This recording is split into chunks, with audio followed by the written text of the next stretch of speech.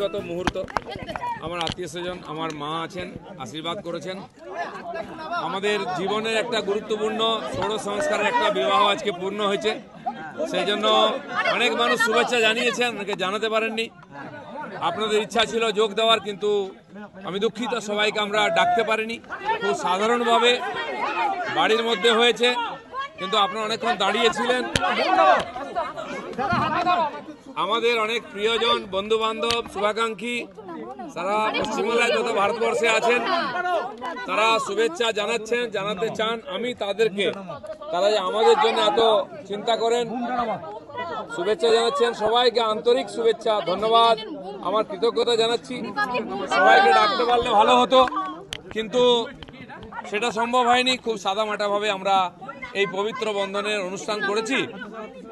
আমি মিডিয়ার মাধ্যমে আমার সমস্ত শুভাকাঙ্ক্ষীকে ধন্যবাদ জানাচ্ছি।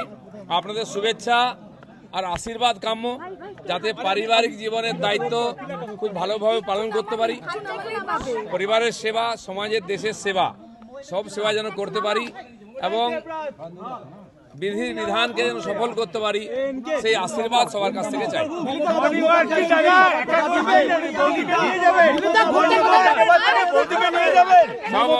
দেখুন,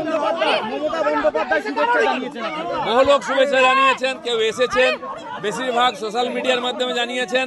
আমি সবাইকে আমার তরফ থেকে কৃতজ্ঞতা জানাচ্ছি। মমতা ব্যানার্জি মুখ্যমন্ত্রী, তিনিও জানিয়েছেন শুভেচ্ছা। আমি সবাইকে কৃতজ্ঞতা জানাচ্ছি। কালকেই খড়গপুর যাব। সাধারণ জীবন আমাদের যেমন চলতো, আমরা রাজনৈতিক কর্মী, সেই কাজের মধ্যেই থাকবো, তার সঙ্গে পারিবারিক জীবনের দায়িত্ব পালন করব।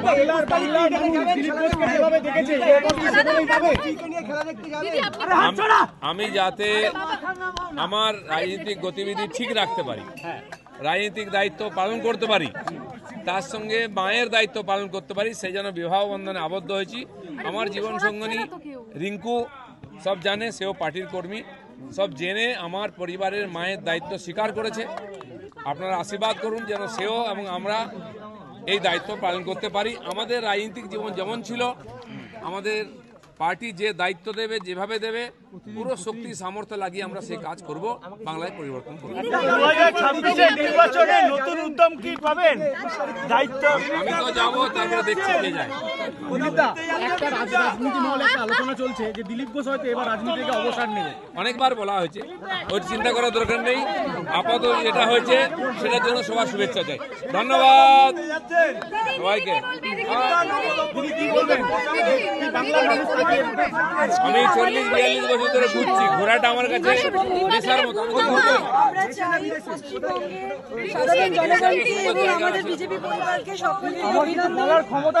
আচ্ছা, শুনে নিন আমার সহধর্মিনী কি বলছেন, তার বক্তব্য